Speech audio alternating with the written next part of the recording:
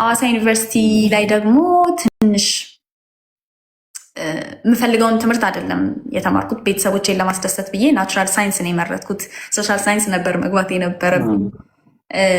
ኢንጂነሪንግ በነገራችን ላይ ላቋርጥሽና ጆርድዬ እኔ ህግ ያጠናሽ ነበረ የሚመስለኝ እንዲሁ ከሳይሽ ምናምን ባክግራውንድሽ የህግ አይነት ነበር የመሰለኝ። አይደለም ናቹራል ሳይንስ ነው የተማርኩት። ከዛ በኋላ ኢንጂነሪንግ ነው ያጠናሁት። የሚገርምህ እንደውም የመጀመሪያው አመት ላይ ከብዶኝ ትምህርቱ ኢንጂነሪንግ፣ ምክንያቱም ማትስ አልወድም፣ ቁጥር አልወድም፣ በጣም ነው የሚከብደኝ፣ በጣም ነው የሚያስጠላኝ እና እሱ ከብዶኝ ታላቅ ወንድሜ ሌላ ኢንጂነር አለ፣ እሱን ፕሊስ በቃ እኔ መቀየር ነው የምፈልገው፣ እዚህ መጥቼ ሶሻል ስተዲስ ወይም ደግሞ አንትሮፖሎጂ ወይም ደግሞ የሆነ ነገር ላጥና ምናምን ስል በፍጹም እንዴ ኢንጂነሪንግ እኮ ነው በጣም ቆንጆ ፊልድ ነው ደግሞ የዛኔ በቃ ማለት ኢንጂነሪንግ የሚሆኑ ሰዎች አሪፍ ደሞዝ ይከፈላቸዋል ምናምን እየተባለ ነበር እና የእኛ ሲኒየሮች በጣም ብዙ ብር ያገኙ ነበረ። ስለዚህ ብር ታገኝበታለሽ ግፊበት ተባለ።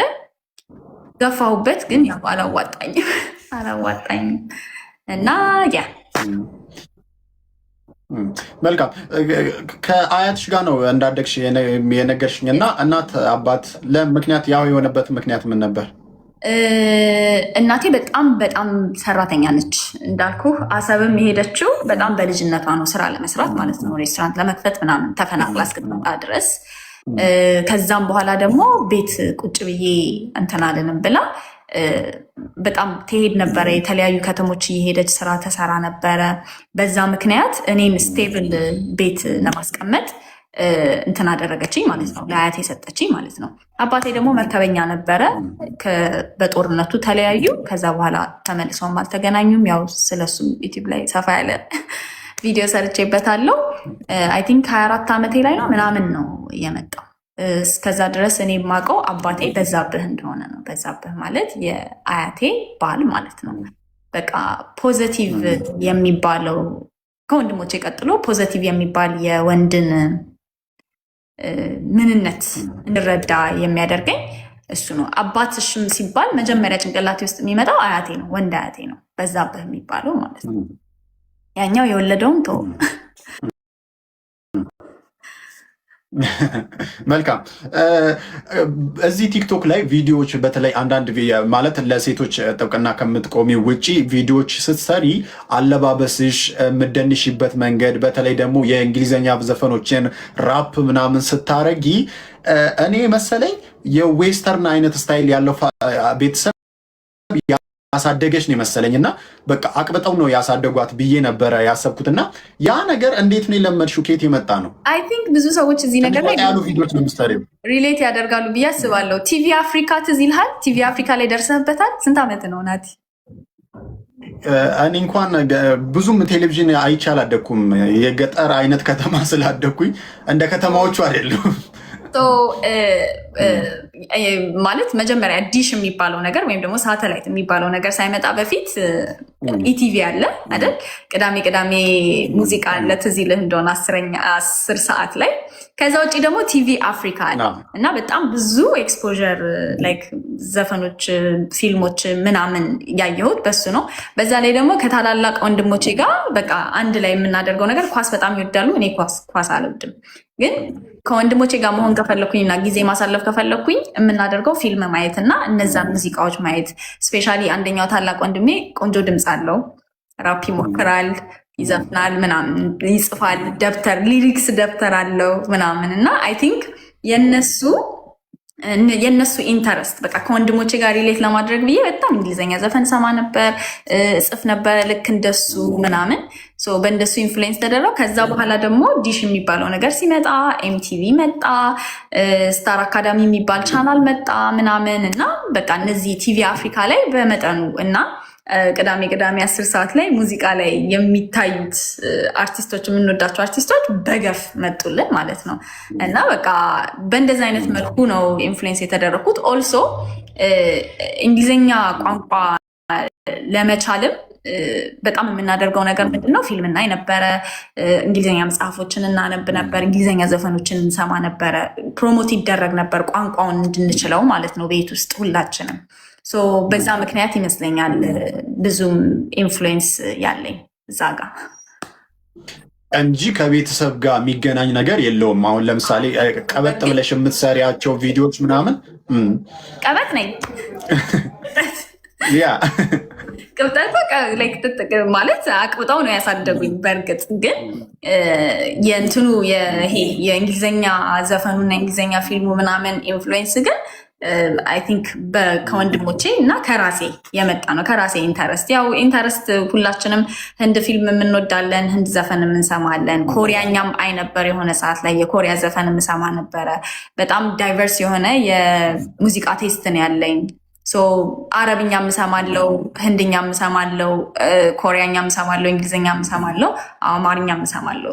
በእንደዚህ አይነት መልኩ ነው እንጂ ቋንቋውን ደግሞ በደንብ ስለምረዳው እንግሊዝኛው ላይ በጣም እንትን አለ፣ ኢንፍሉዌንስ አለ። ማለት ኢንፍሉዌንስ አለ ሳይሆን በቃ አዳምጠዋለሁ፣ ኢንጆይ አደርገዋለሁ።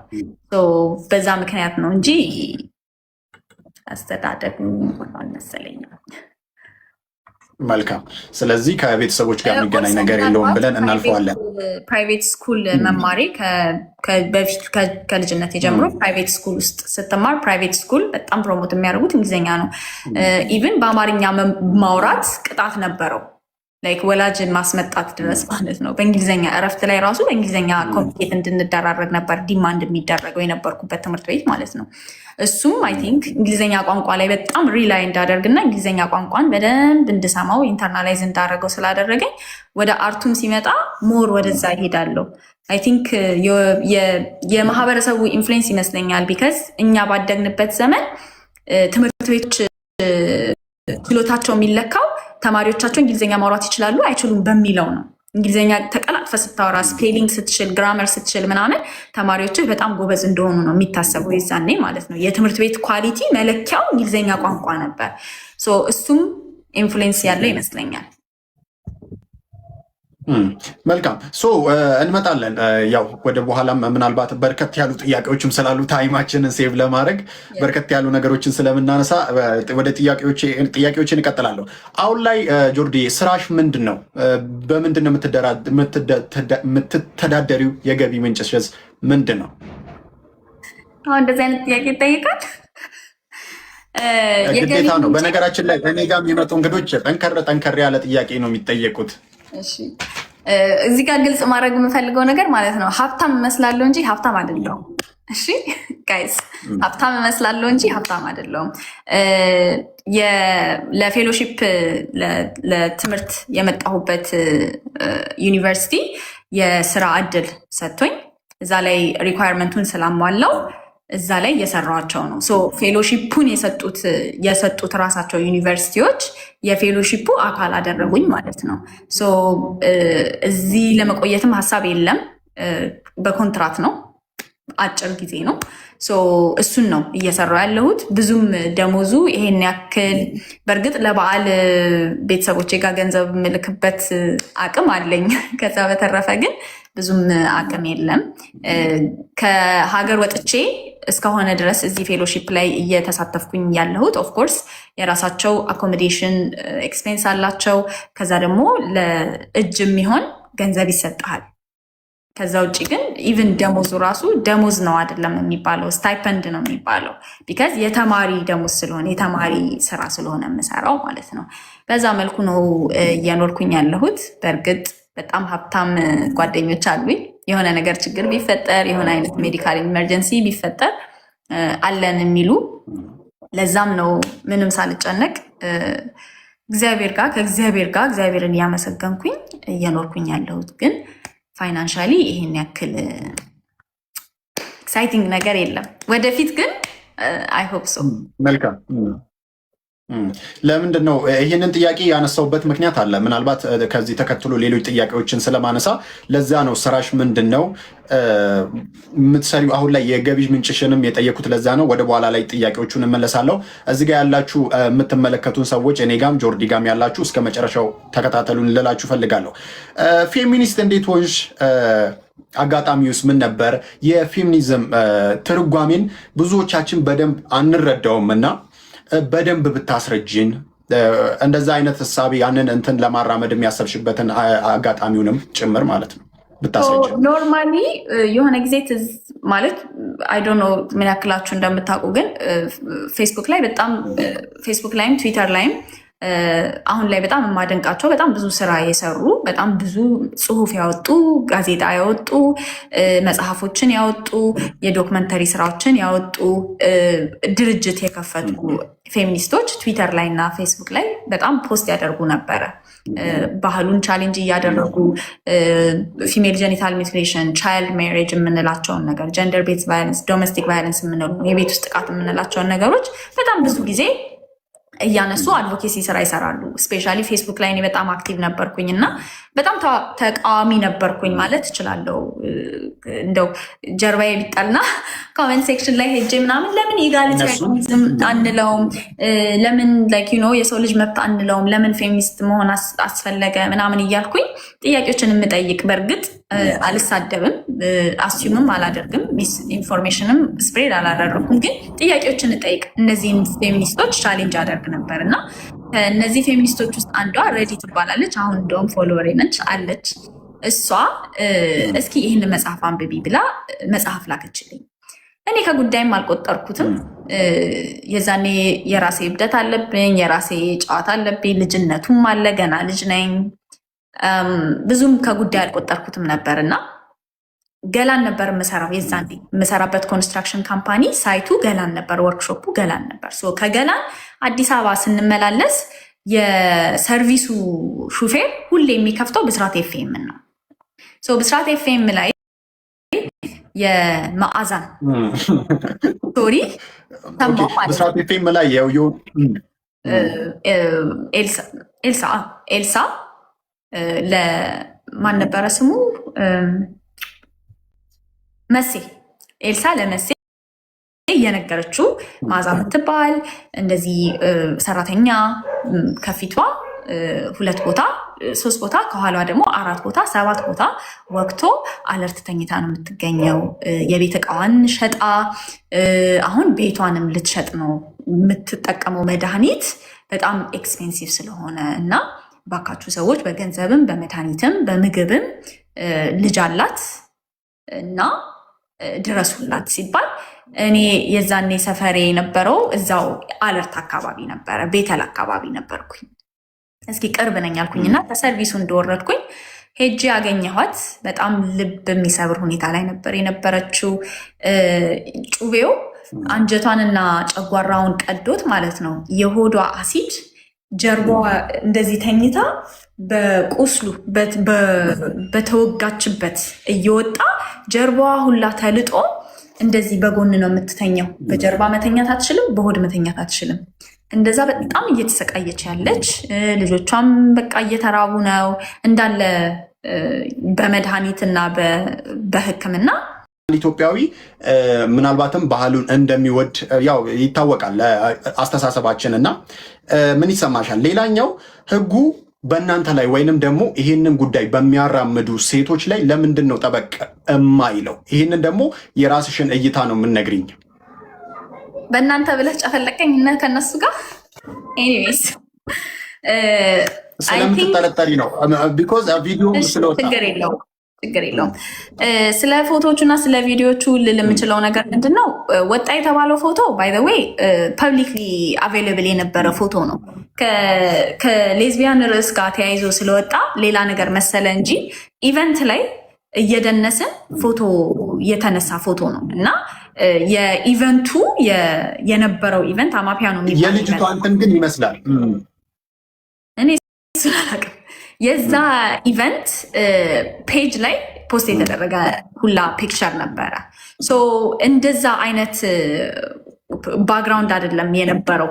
እንደዛ አይነት ይሄ ካፕል ስለሆነን ጌይ ስለሆነ ምናምን አልነበረም ያ ፎቶ የነበረው ማለት ነው።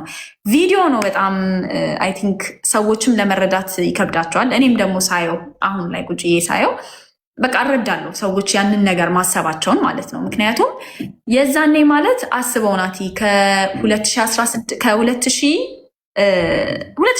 በቃ የጂሲ ዶርም ነው ያ ዶርም የስ 2016 ላይ የነበረ ቪዲዮ ነው።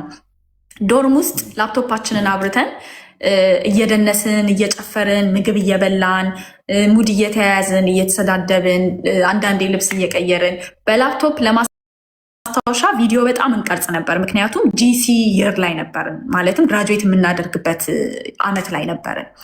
ሶ ኖርማሊ ላፕቶፑ ተከፍቶ ካሜራው በርቶ በቃ ዝም ብለን ኤግዚስት እናደርጋለን ማለት ነው። እና ያ ቪዲዮ በፍጹም በእንደዛ አይነት መልኩ አስቤ የተናገርኳቸው ነገሮች አይደሉም። እውነቱን እንነጋገር ከተባለ ሴቶች ዶርም የኖሩ ሴቶች በእርግጠኝነት ካልፈሩ በስተቀር ያግዙኛል። እዚህ ጋር ሚስቴ ሚስቴ የሚባባሉ ሴቶች ነበሩ። ከንፈር ለከንፈር የሚሳሳሙ ቤስት ፍሬንዶች ነበሩ። በጣም ብዙ ነገር አንድ ላይ የሚተኙ የራሳቸው አልጋ ኖሯቸው አንድ ላይ የሚተኙ ሴቶች ነበሩ። ይሄ ነገር ኖርማል ነበረ። አንደኛ ያ ታይም ፍሬም ያ አመት ማለት ይሄ ግብረሰዶም የሚባለው ነገር እንደዚህ ፕሮሞት የተደረገበትና እንደዚህ ሚዲያ ላይ የወጣበት ጊዜ አይደለም። ሰላም ነበረ። ኦነስትሊ ስፒኪንግ ሰላም ነበረ። እንደዚህ 2000 ነው ማለት 2016 ማለት ከ10 ዓመት በፊት ነው። 2026 ላይ ነን አሁን አይደለ? ስለዚህ እንደዚህ ይሄ በጣም 26 ላይ ነን ያለ ነው። አዎ እንደዚህ በጣም እንደዚህ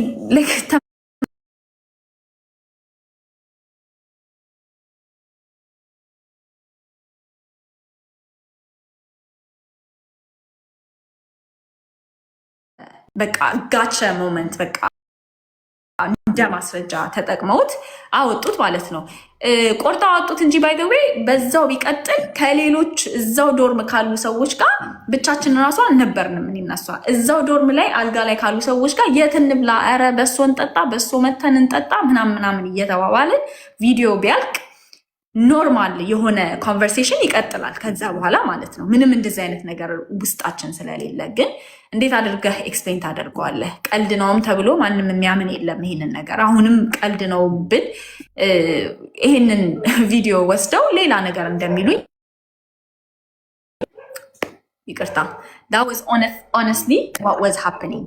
ከተመሳሳይ ጾታ ጋር በተያያዘ ምንም እየተቋረጠ አይደለም አይደለ? ኮል እየገባብኝ ነበር። አዎ ትንሽ ይቆራረጣል። ጆርኒ ኔትወርክ ይሁን አላውቅም፣ ትንሽ ይቆራረጣል። ቆይ ቴክስት አድርጌ ልምጣ፣ እየደወለ ስለሆነ። አንድ ድምፅሽ አለው አለው ድምፅሽ ይሰማኛል። እንትኑ እኩል አይደለም ግን። እሺ ቪዲዮስ እየተንቀሳቀሰ ነው?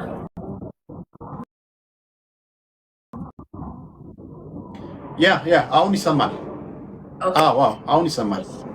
እሺ ከተመሳሳይ ጾታ ጋር በተያያዘ የማራምደውም እንቅስቃሴ የማራምደውም እሳቤ ከነሱ ርዕስ ጋር ከነሱ ዓላማ ጋር ሄዶ አያውቅም። በፍጹም እንደዚህ አይነት ነገር ላይ ተሳትፌ አላውቅም። ሰርተንም አናውቅም። ስራ በገንዘብ ደግፈን አናውቅም። በሀሳብ ደግፈን አናውቅም። በአድቮኬሲ ወይም ደግሞ በውትወታ ስራ ደግፈን አናውቅም። እንደዚህ አይነት ሙቭመንት እንዳለና እንደሌለ እራሱ ልነግርህ አልችልም። በአብዛኛው እንደዚህ ማለት ተግባብቼ አትራክትድ ሆኜ እድል የምሰጣቸው ሰዎች በጣም ሪስፔክትፉል የሆኑ ኢንቴሊጀንት የሆኑ እውቀት ያለ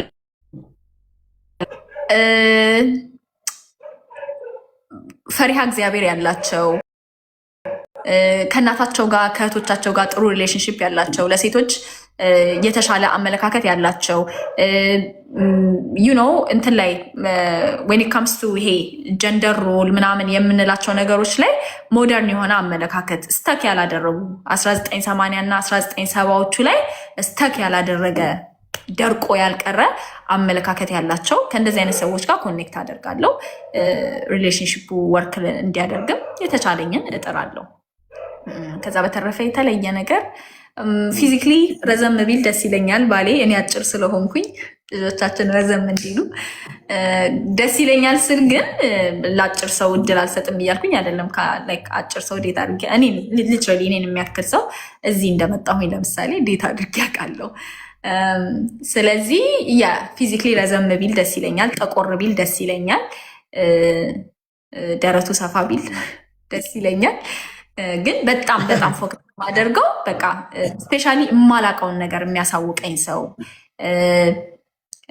ሪስፔክት የሚያደርገኝ ሰው፣ የሚንከባከበኝ ሰው በጣም ደስ ይለኛል። እንደዚህ አይነት ሰዎች። መልካም። ያው ቀደምዬ 34 ዓመት እንደሆነሽ ነግረሽናል እና ኦልሞስት ወደ 35 እየሄድሽን ያለሽው እና እስከዛሬ ያው ባዮሎጂካሊም ትንሽ ከባድ ነው አሁን ያለሽበት እድሜና ሪስኪ ነው እና እስከዛሬ ለምንድን ነው የሆነ ነገር ያልኖረው? ሰርግሽንስ መች እንጠብቅ? እንዳልኩ ነው እንግዲህ ማግባት የምፈልገውን ሰው እስካሁን አላገኘሁም። እግዚአብሔር ሲፈቅድ ብዬ እንትን እላለሁ። ማለት እንዲህ በጣም የሚያንገበግበኝ የሚያሳስበኝ ጉዳይ አይደለም። በእርግጥ ስፔሻሊ እውነቱን ለመናገር ስፔሻሊ ከሀገር ከወጣው በኋላ እዚህ ካለው በኋላ ብቸኝነቱ በጣም ከባድ ነው። በፊት እንደው ምንም ፊል አላደረገውም። ምክንያቱም በቤተሰብ ተከብቤን ያለሁት በጣም ትልቅ ሶሻል ሰርክል አለኝ። የዶርም ስኳድ 8 ጓደኞች አሉኝ። የስራ ባልደረቦች አሉኝ። ሁሌ ወጥቼ የማገኛቸው ሰዎች አሉ። በሰው ተከብቤ ያለው ሰው ስለሆንኩኝ ሲንግል መሆኔ ይህን ያክል ባዘር አድርጎኝ አያውቅም። የወንዶችም አቴንሽን እንደፈለግኩ ነው የማገኘው አሉ። በቃ ላይክ የሆነ አይነት ነገር እንትን ብል አለ ሰው ማለት ነው። ግን እዚህ ከመጣው በኋላ ብቻዬን ነኝ ያለሁት። ትምህርት ቤት፣ ዩኒቨርሲቲ ይሄን ያክል ማለት ኢትዮጵያዊ አይደሉም እንዳለ የዚህ ሀገር ሰዎች እና የሌላ ሀገር ሰዎች ናቸው አብረውኝ የሚሰሩት ሰዎች። ባህላችን በጣም የተለያየ ነው። ብዙ ነገራችን የተለያየ ነው። በዛ ላይ በዚህ እድሜ ከሆነ ሰው ጋር በጣም ተግባብቶ ጓደኛ መሆን በጣም ይከብዳል። ስለዚህ ያ ሀገሬ እያለሁ ኢትዮጵያ እያለሁ ከሰዎች ጋር የማገኘውን ጀንዊን ኮኔክሽን እዚህ ሀገር መጥቻ አላገኘሁትም። ሶ ብቸኝነቱ በቃ በጣም ቦይፍሬንድ እንዲያምረኝ አድርጓል። የማልዋሸው ነገር ማለት ነው። ከዛ በተረፈ ግን በጣም ኦብሰሲቭሊ የማስበው ነገር አይደለም። እግዚአብሔር ሲፈቅድ የሚሆን ነገር ነው ብዬ አስባለሁ። ሰው ግድግዳ መቧጠጥ፣ ጣራ መቧጠጥ አልፈልግም። ሀፕን ካደረገ ሀፕን ያደርጋል። ሀፕን ካላደረገ ኢትስ ፋይን። ገንዘብ ካለኝ አይ ዶንት ኖ መንገድ ላይ የተጣሉ ህፃናትን ሰብስቤ እያሳደግኩ የእናትነቴን አምሮት በዛ እወጣለሁ ብዬ አስባለሁ። ኢቭን ባይሳካልኝና ባላገባና ባልወልድ ራሱ ማለት ነው። ፍቅር መስጠት ከፈለክ፣ የእናትነትን ፍቅር መስጠት ከፈለክ፣ የእናትነትን ፍቅር ልትሰጣቸው የምትችላቸው በጣም ብዙ የእናትነት ፍቅርን ያላገኙ ህፃናት አሉ፣ አቅሙ ካለህ ማለት ነው። ሶ ያ አለኝ፣ ያ አማራጭ አለኝ ብዬ አስባለሁ። ከሆነ ሆነ፣ እግዚአብሔር ይመስገን። ካልሆነ ግን አላማርረውም። እሱ በፈለገው እሱ በቃ ምናልባትም ጥሩ እናት እግዚአብሔር እኮ ምክንያት አለው አይደለም? ልጅም የሚሰጥህ ትዳርም የሚሰጥህ ምክንያት አለው። ስለዚህ ምናልባትም ሬዲ አልሆን ይሆናል፣ የሚቀረኝ ነገር ሊኖር ይችላል። ምንም ስልህ ለሳራ ልጅ የሰጣትን አምላክ ማመን ሰው ነኝ። ስለዚህ አይ ዶንት ማይንድ ኢት። ይህን ያክል አላስብበትም ብዙ። ምናልባት ግን የመጨረሻ ጥያቄ የሚሆነው ልጅ የመውለድ እቅድ አለሽ? ኦፍኮርስ እንዳልኩ ነው። ካገባ ያንን ሰው አግኝቼ ያ ማግባት የምፈልገውን ሰው አግኝቼ ካገባሁኝ መውለድ እፈልጋለሁ። ሳላገባ ግን መውለድ አልፈልግም። አጋር ሳይኖረኝ መውለድ አልፈልግም። መልካም። በእኔ በኩል ያሉ ጥያቄዎችን ጨርሻለሁ። ጆርዲዬ አክብረሽኛል። ጥያቄዎቹን ለመመለስ